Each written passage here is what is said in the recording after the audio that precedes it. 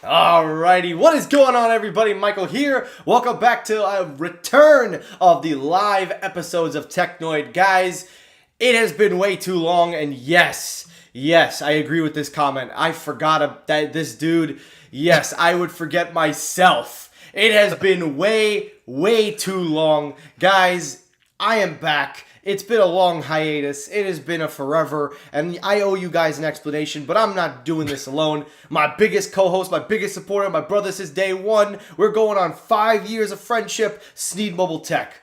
Welcome back, brother. Welcome hey, man, it's good to be here. It's been a long time, man. I feel like I'm going to need to sit down for this one to give you guys a quick backstory. I don't normally like this, but Grab anyway, guys. Got a story to tell. All right, so listen, guys. Why have I been gone for so long? Well, look, guys. If you want the honest truth, life happened. Got a new job. Priorities had to change. Money had to be made. Bills had to be changed. But with that being said, a lot of cutbacks had to happen. My content had to kind of dwindle down to make sacrifices, and that's just a part of getting older, is you have to make some cutbacks in order to be able to maintain. But now that I've found my edging, now that everything has kind of balanced out, and now that I've gotten my passion back for creating content, which is something that was lost for a while, it is back. And this is the biggest example of it. We're doing the Halloween theme. We got the Halloween lights set up. My girlfriend and I spent over 2 hours doing this, so shout out to her. This was all her. She did this whole thing. So shout out to her. But guys, it is great to be back. I miss sitting in front of a camera, interacting with viewers live, and talking with you guys, getting your opinions.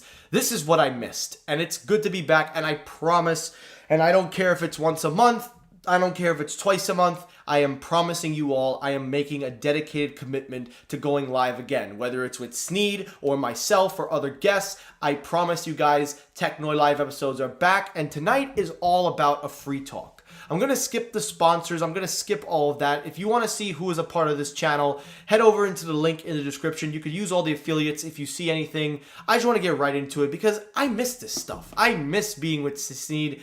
And dude, it's been forever. So let's hear it. What's been going on with you? Well, in regards to the channel, tons of content is being made. A lot is happening within, phone releases. Got the new iPhones. You got Apple AI on deck. That should be a thing very, very soon. Not just devices, but there's a lot of stuff going on with like direct to device or like non-terrestrial networks. So like space with satellite connecting the phones, right? So there's a lot of stuff happening. So while you've been on the sidelines, shit's been going down, son. Listen, I've been on the sideline, but I have, but you have had some content. Some of the audio reviews, some of the gear that you've reviewed. So we've caught those things too. Yeah, that is true. That is true. And to be honest with you guys, that's kind of where I've been spending most of my time. My main tech show had kind of taken a back seat, but I have some good news. Next week, we are back to full episodes of Technoid, so we will be filling you guys back in, and it's the Halloween theme. So anyway, guys, let's start this show up. Let's get it going. And anyway, it's good to see all of you in the live chat. And if you are watching me for the first time and you don't know who I am, let me give you a quick breakdown of who exactly I am. I am Technoid. You probably heard my name in the past. You probably remember me. You probably don't. I'm a huge tech fan when it comes to the tech world. I talk about the rumors, the leaks, everything. And I also cover audio products, as Sam has told you. I also cover a lot when it comes to Tesla accessories, when it comes to audio, when it comes to TV, everything you could think of. I am kind of slowly becoming a reviewer now full time, but I still need to make time for my channel, to make time for my viewers, and this is my way of giving back to you guys. So with that being said, let's get into it. So let's start with the first thing. This show is not going to have any particular topic. It's just going to talk tech. And of course, being that we are going to talk about the tech world in its entirety, the first one I want to start with is Soundcore, because we have a new release. So I'm going to try to fix this so you guys can see better. All right, there we go. All right. So guys, if you haven't seen, there is a new release, the Soundcore Liberty 4 Pro. Now, before you guys go anywhere, before you start saying anything, I am, of course, going to be reviewing this. I've already placed my order. It'll be coming by Tuesday. And if you guys haven't watched my channel, or if you haven't been watching my show, I encourage you to also subscribe and turn notifications on. But one of the biggest things that I have kept thorough throughout my entire venue with Soundcore is I do not like the direction that the brand has headed in over the last few years. I don't like that Soundcore has taken a seat back in quality control, in terms of the audio performance, and one of the big things that I've talked about is really the sound quality, because I like to focus a lot on sound. Features and other things, yeah, they're cool, but what really makes an earbud stand out to me is the audio. And as you know, Sam, you know this, I have had the Liberty 3 Pros for over 4 years now. And how many times have I recommended Soundcore to you? Every time. Well, lately my tune has changed. In the beginning, they were always a good brand, and we liked their devices based on the price point and the performance. And then in the last couple of iterations, you've said that you wish they would have done some things differently. I would, yes. And to be fair, I don't think that they are a bad brand. They've never been a bad brand. But I do think that their priorities have gone in a direction that I don't feel has been audio first. So tell me if you think this is a true statement. In order to accommodate certain things, they took shortcuts in other things, and that has kind of downgraded the hardware, downgraded the performance in a way.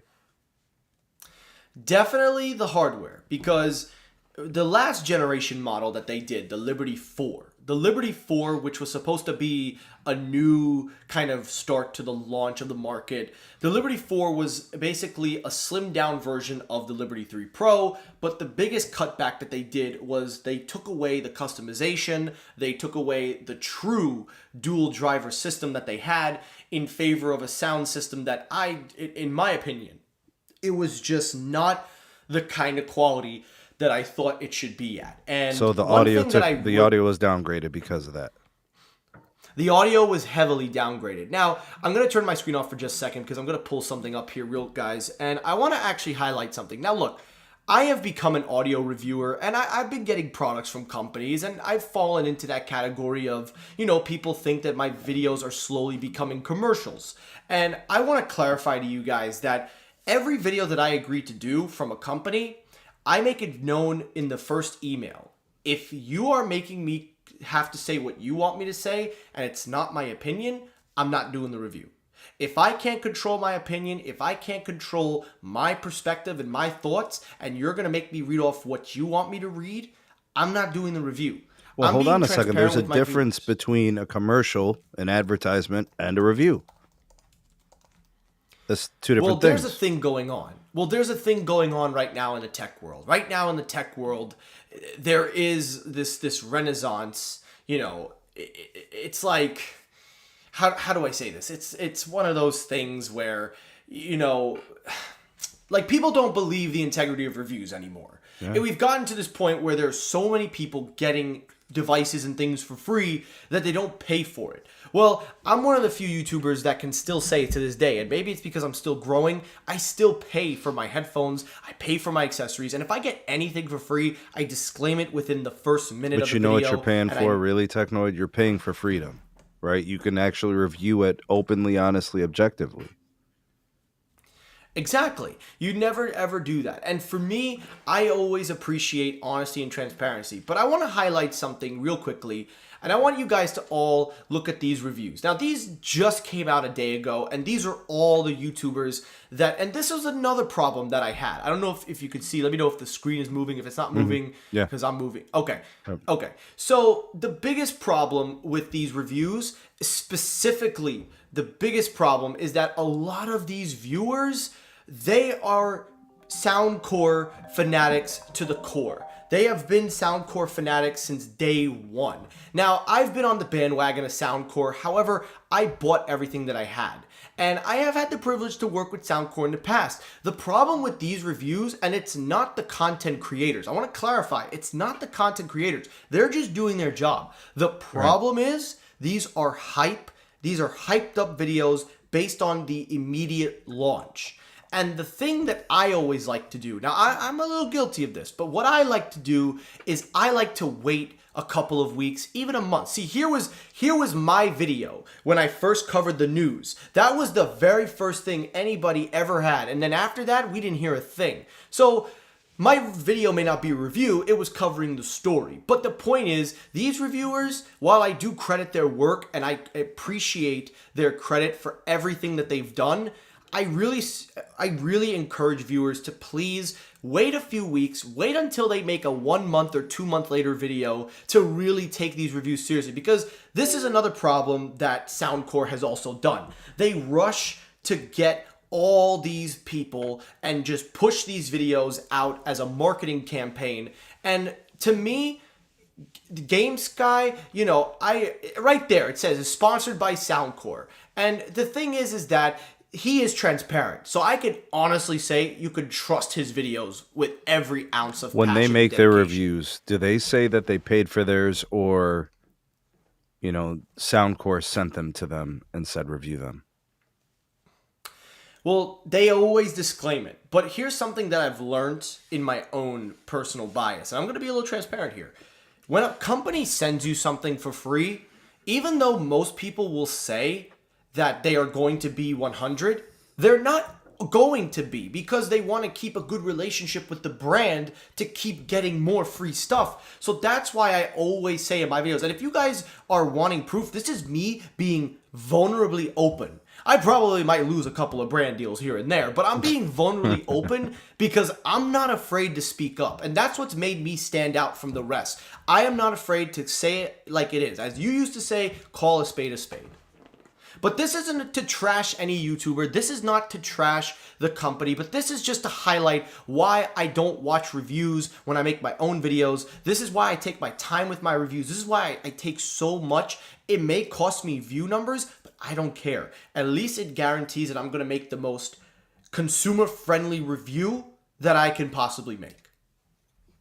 And that's where I stand. So, like I said, I have my issues with Soundcore, but I really hope that this really evolves, and I hope that they finally get back on track, because the biggest thing they need to get back on track is the sound quality, quality control, and really listening to their fans. They shut down the community server. They shut down all their interaction with fans. So it's not the same Soundcore that we once knew. So that's what I want to put So out. what I would ask is, why did they disconnect, terminate, discontinue the server or the soundboards or whatever, or the, you know, the posting?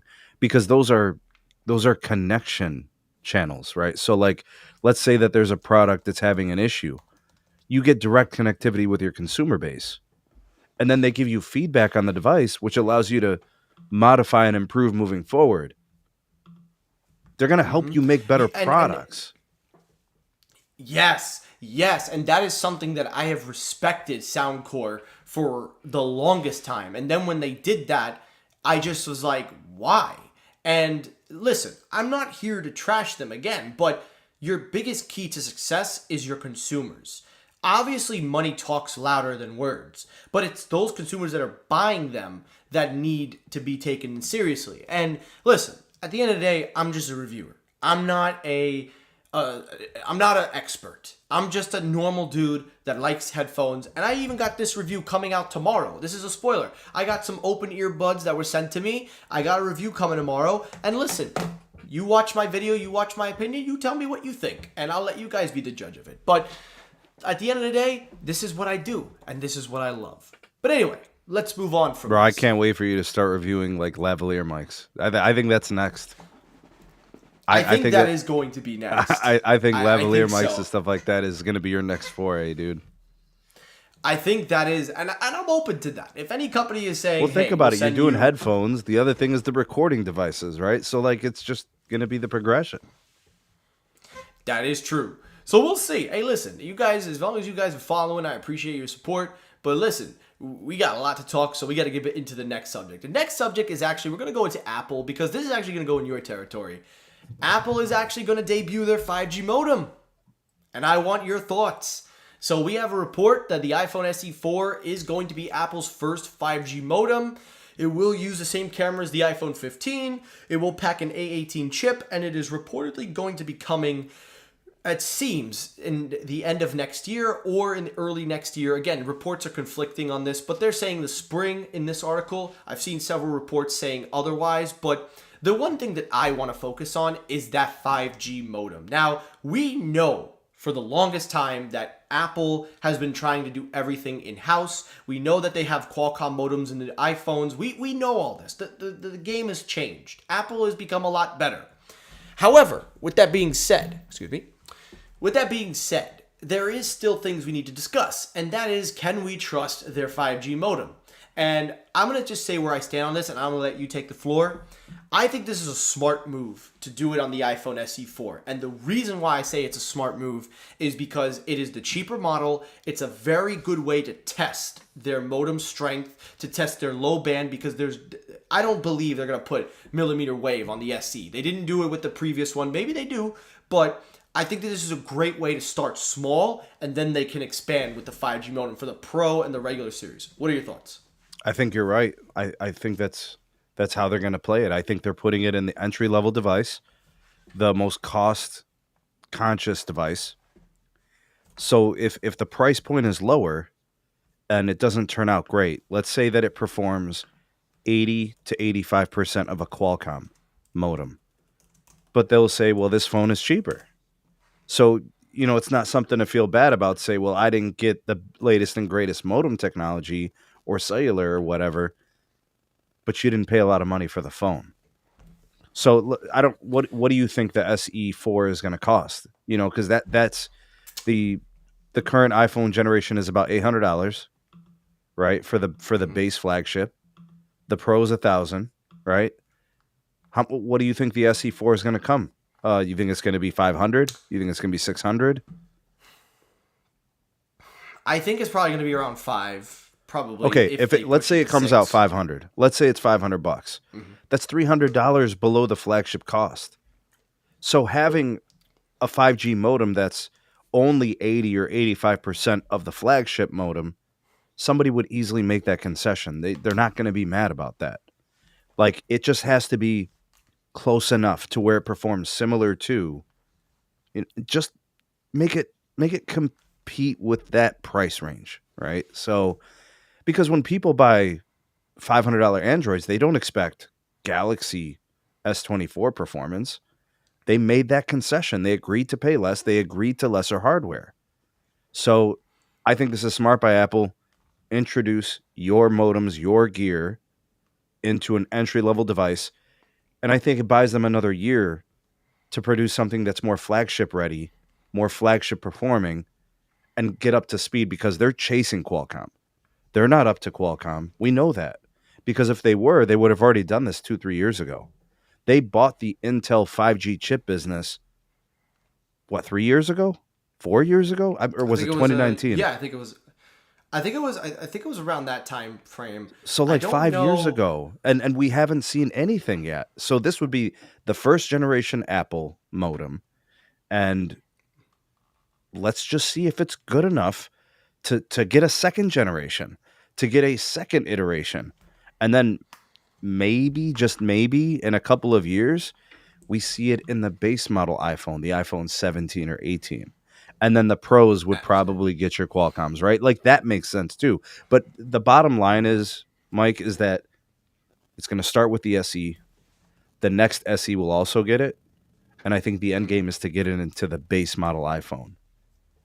And then maybe eventually, if they can really close the gap with Qualcomm, which I don't think they'll ever do, but if they ended up doing it, they'd eliminate Qualcomm completely and move towards their in-house stuff. But that's a steep mountain to climb. Qualcomm is way ahead of the rest of the industry. What up, Slang? Absolutely. Absolutely. Shout out to Slang real quickly. And Slang, make sure you watch the first half of this video. I want your opinion on it later. Shout out to Max. It's been a long time seeing you, my friend. Good to have you on. Maximus. I am excited for the 4th gen iPhone SE. I need that custom Apple modem. Okay, so we got some potential. We got some hype. I'm with you. I think that, again, this is a game plan that Apple has done very well. You know, a lot of people talk about Apple and they're like, oh, Apple just makes the same stuff. Well, they're very good at making people beta testers and they don't even realize they are. And this is one of those areas because they really do these things because they know this is a separate market that they can grab market share. They know that this has a lot of potential. They know that this has a lot to go. So I actually see this being, for me anyway, I see this being that game changer in the future. Not right now. I think the Qualcomm deal is still good. For me, I'm still on my 15 Pro Max. I did not upgrade again this year. I have decided to bypass the year upgrade. In 2-3 years from now, we'll have that talk. But for me, I love the performance. I think the 15 Pro Max has been a great phone, and that Qualcomm modem has definitely improved performance. And now that we're back on Verizon, that 5G ultra wideband is hitting nice and strong. So I'm enjoying it, just saying. But there is another iPhone that is coming out next year that John Prosser, front pateur, reported on. And it is going to be, apparently, the iPhone Air. So if you guys don't know, and this is the so mark your calendars, everybody. On Monday, I am doing a full episode. I'm going to be talking about this particular iPhone, along with what we talked about with the SE and some other handful of news you probably didn't know. Again, make sure you subscribe to my channel and turn on notifications. But this new iPhone Air is supposedly going to be a brand new entry for the iPhone lineup. And this is reportedly going to be the slimmest. Now, this is a full picture here. This is a mock design. And again, John's images that he released were a lot quicker and better. So essentially, this is going to be, according to reports, this is going to be the thinnest iPhone they have ever made. This is going to be about the same iPhone that we have, but it's in a thinner format. Now, while I do like the concept of the thinner iPhone, calling it the iPhone Air, real quickly. Bro, is this real life? Is this real life, bro? Well, I'm about to say where I stand, but this is actually a really good comment here. Modem is going to be integrated on the SoC versus Qualcomm. It should be better. That is a fair point. So I actually didn't feel to see that. So that was a good point. I like that, and you definitely. But I think my issue with this, and I understand this is going to involve some very impressive technology. This is probably going to be a new segment for people that don't want the Pro models, but they want a premium iPhone. It is actually going to be priced out a little bit higher than the iPhone Pro Max. Now, I know there is an argument to be made that they're saying that this is going to also have, better thermal, better power efficiency.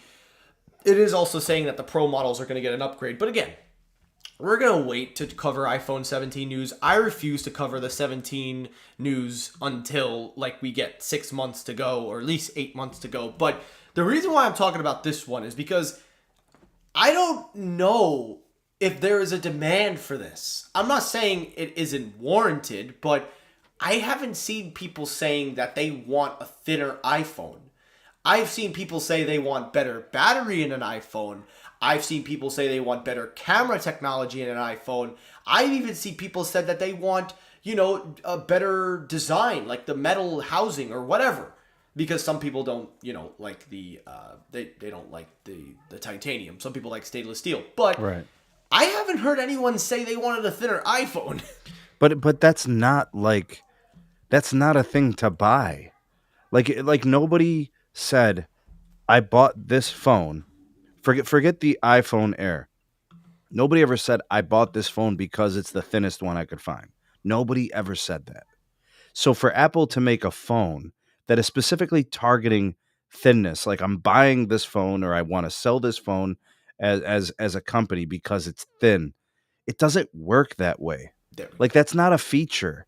I mean, if the phone happens to be thin, that might be like something cool, right? Like, oh, look what we did with the form factor. This phone is 20% thinner than the base model iPhone. Like that's just by chance in a way. You know what I'm saying? Like it's not, nobody said I'm returning my phone because when I put it in my back pocket it was too thick. Like that just doesn't happen. So you can't say it's a feature. You can't say it's like, how people like upgraded cameras or how people like upgraded display technologies. Like you went from 1080p to 1440p. It's not an upgrade to be thinner because, and actually, to be honest with you, if the phone is thinner, there's opportunities for it to have more failures. So it could backfire on them. We're gonna pretend like the iPhone 6 Plus Bendgate didn't happen.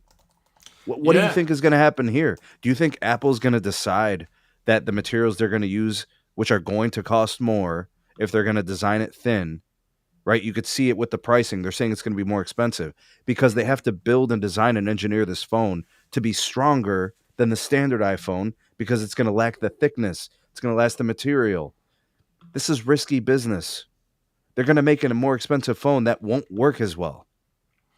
Yeah, I'm with you. I actually am with you, and I think we'll continue talking about this. I think this will be the closer because I know you don't have much time, but I want to keep going on this topic. The other thing, too, is that, one of the things about the iPhone's design is that it's sturdy and built, but we have seen products that they've made that have not survived the bend test, and I actually want to highlight something here.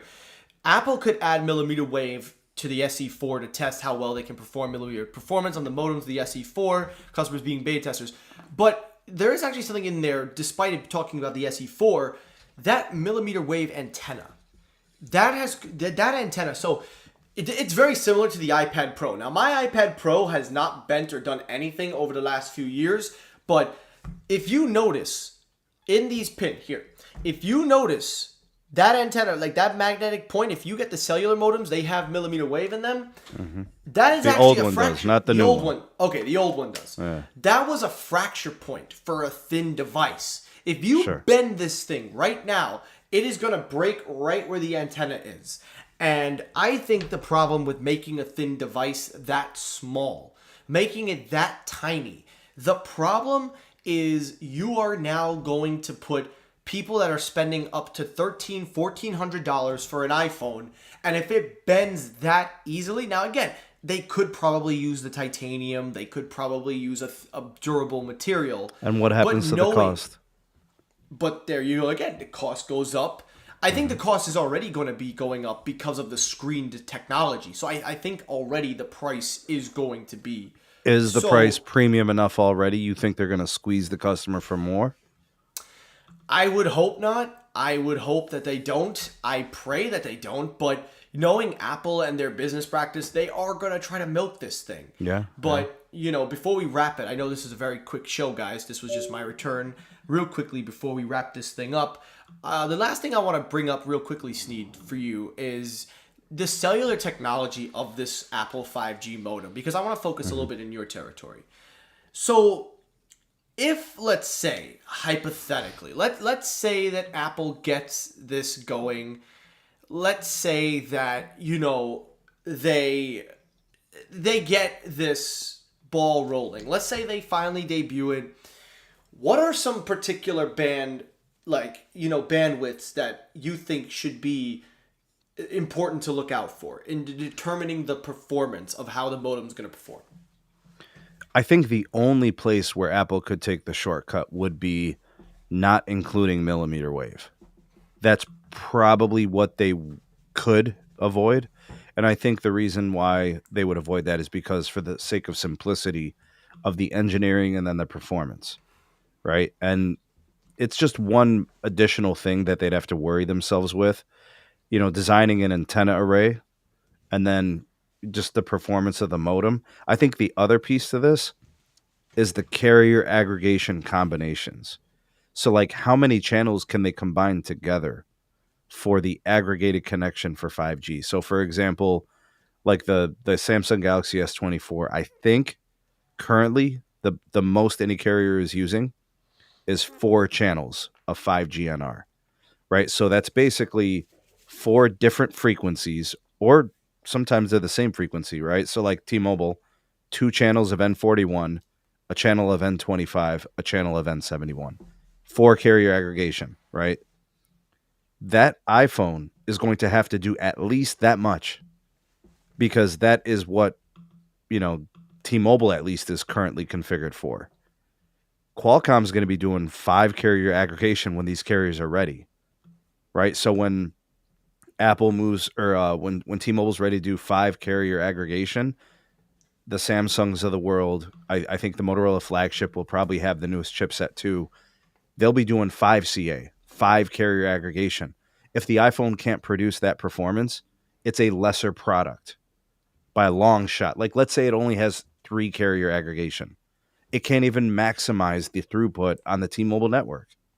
It might maximize like Verizon because they'll use like a 3 carrier aggregation, 2 N77s, and then like an N5 or something like that, or whatever, or an N2 or an N66. You get what I'm saying? So like if you're 2 or 3 years behind your competitor, it's like your experience is going to be neutered. They can't be that far back. The most they could be back is 1 generation of Qualcomm. They can never be That's 2 fair. or 3 generations back because then what's the point? You might as well use last year's Qualcomm. You'll be further ahead than your own in-house stuff. You know what I mean?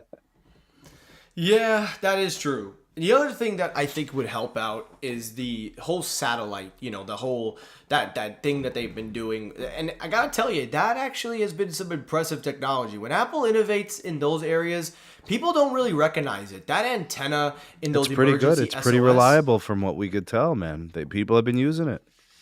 is the partnership with Starlink still going up, or is this Apple's own? Apple is partnered with Globalstar. Got it. Yeah, Google Android, I think, is partnered with Skylo. And then T-Mobile is partnering with SpaceX and Starlink. Verizon and AT&T are partnering with AST Space Mobile. So they all have different solutions and partners, and they're all different. At the end of the day, I guess it's just the reliability that counts. Because Sure. you could partner with Yeah. many different antennas companies to give you different technology, but if it's reliable, that's all that matters. And I think Yeah, for and, me, and so far it's been Apple.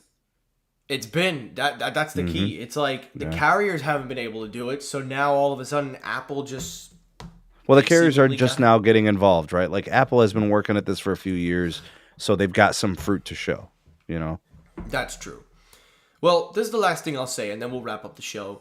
I think the last thing I would say is that as fun as interesting as the hardware is, it's really the internal technology that I think is really the standout. Because a lot of people focus on the features and all these different areas. But when we talk for you, the things that excite you is that cellular technology, is that area.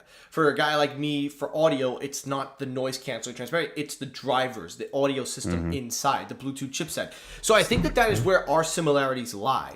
Where I think where I think the bridge between both of these ideas in the tech world get lost is that the general consumer doesn't understand enough of it. And I think it's important for guys like me and you to focus on these areas, because without guys like us, we're leaving a broad vast of people that don't know anything in the dark. But you know what they do know? All customers know this.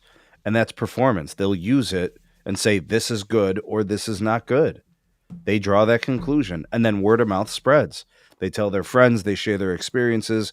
Hey, I bought this. I tried this. I use this feature. Good, not good. They let their voices be heard. And they speak with their wallets too, right? If it's not good, they're not going to pay for it. Absolutely. You're right.